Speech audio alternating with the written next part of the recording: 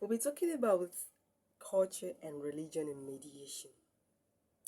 Culture and religion plays a significant role in mediation. It influences the parties' expectations, the outcomes, and what are those impacts of culture and religion in mediation? Remember, culture and religion, especially religion, they're very, very sensitive topic because different people believe in different things, whatever they worship, whatever they believe is perfect for them. So when you try to speak against it, it's like you're looking for trouble. What are those impacts of culture and religion in mediation? In culture and especially religion, we have what we call in culture, right? We have what we call the high context and low context culture. In the high context culture, you have examples of many Asian countries, Middle East, African societies, and African nations.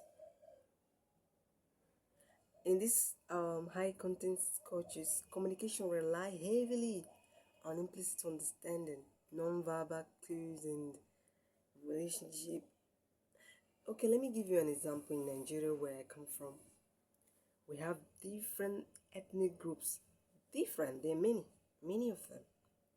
But we have the three most popular, which is the Yoruba, Igbo, and the Hausa. These are the three popular.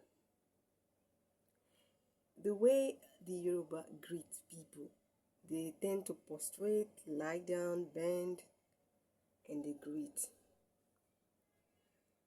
In other region, you can just say hello, good morning in your language.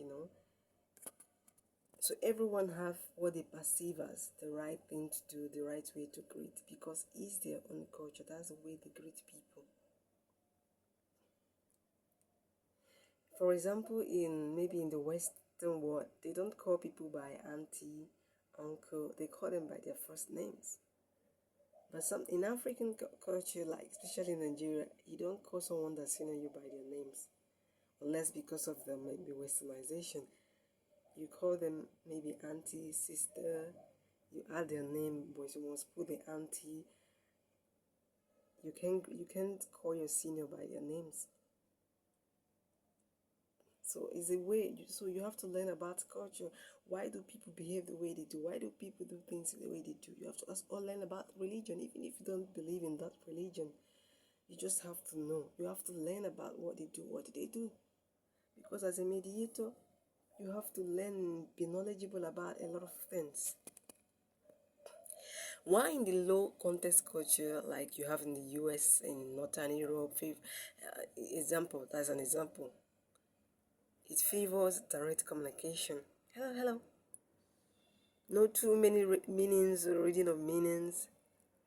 But in African culture, there is a way you can do things to be like, no, this is not part of us. This is not how we do it.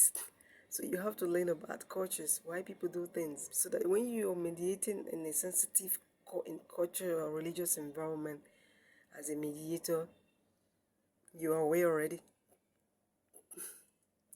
So in low culture or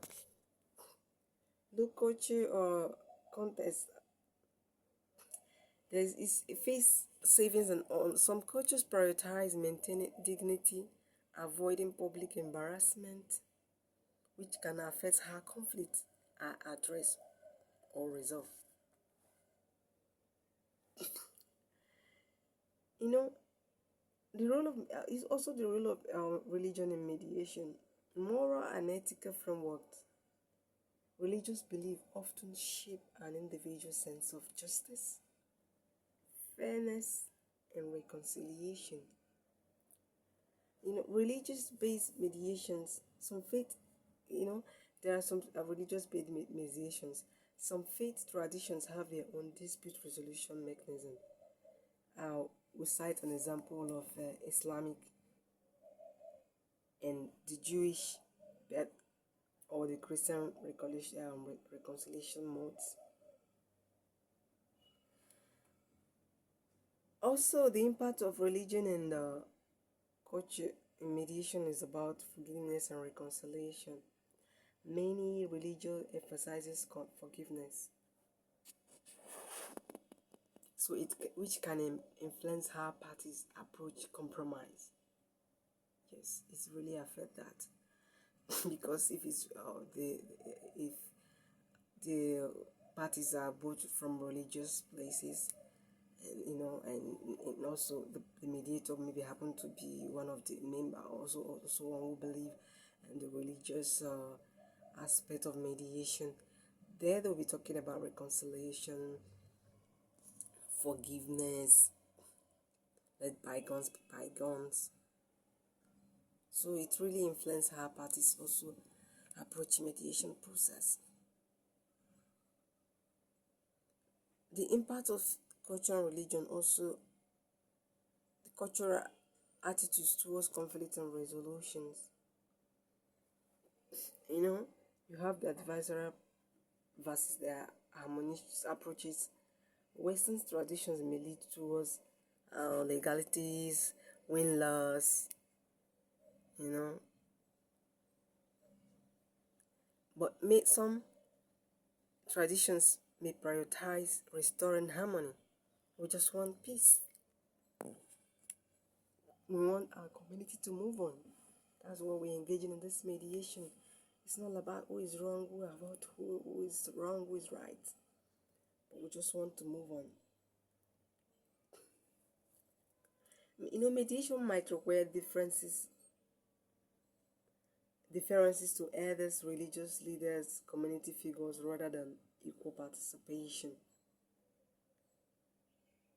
So, as a mediator, you must be culturally competent, understanding the party's backgrounds.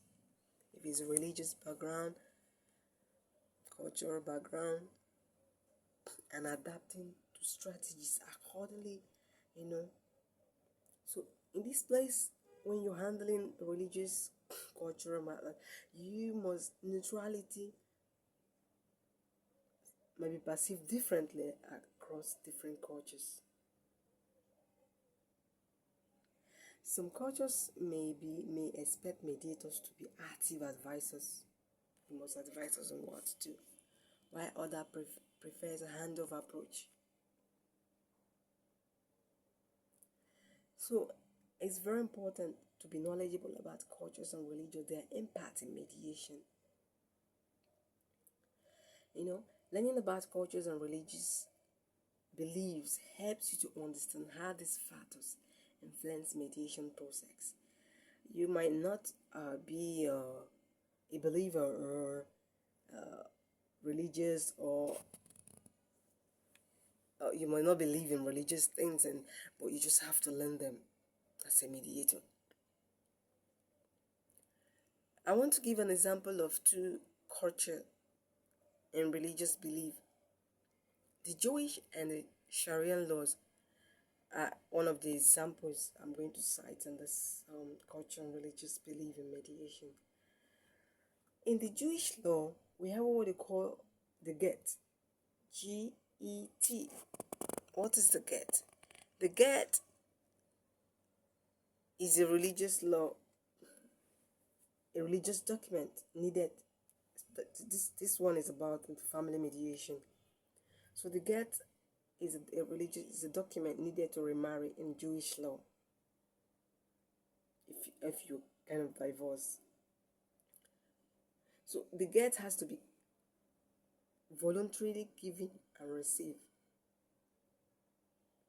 The get, we have the document itself, the witness, the intent, and the delivery. If you're Jewish and you're married, the get document is not needed unless you are Jewish, non-Jewish.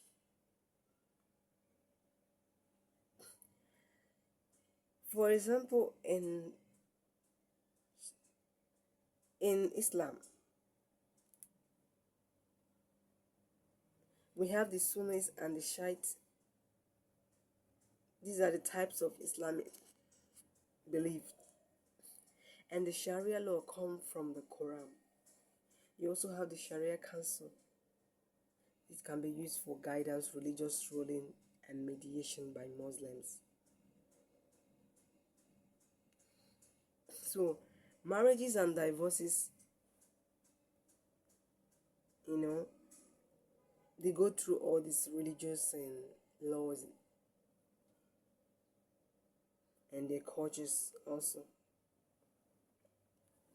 So at this moment, how can mediators make sure that they fulfill their professional obligations to be sensitive to the needs of parties in relations to culture and religious issues? And these are some of the tips for mediators. Sometimes when you're dealing with maybe Islamic or maybe Jewish cultures, maybe you were mediating in such cases, you should consider including supporting figures from those religious background, such as the rabbi, imam, from those religious background to support clients in mediations. Understand the importance of helping parties emotionally. Encourage parties in mediation. The most important thing is having knowledge of different cultures, religious laws when it comes to maybe family mediation, and another matter, especially in divorce cases. So as a mediator, you must equip yourself in the religious matters, religious belief, cultural differences. So you must be knowledgeable about them. Why people do things, what is obtainable in your mediation might not be obtainable in a culture of different people. What you perceive as immoral can be moral in the culture perspective of other people. So that's why as a mediator, you must learn to be knowledgeable about different cultures, different religious beliefs. Even if you don't know them, you don't believe in them, just learn about them to guide you in your mediation process and how to deal with people. Because by the time you learn about people, their culture, you tend to become more tolerant, because you believe that I don't do things this way in my own belief. The way I come from, we don't do things this way. But by the time you learn about people, how they do things in other places also, you become more tolerant, and you be able to accept people. You know that the way you do things are not the way other people do things.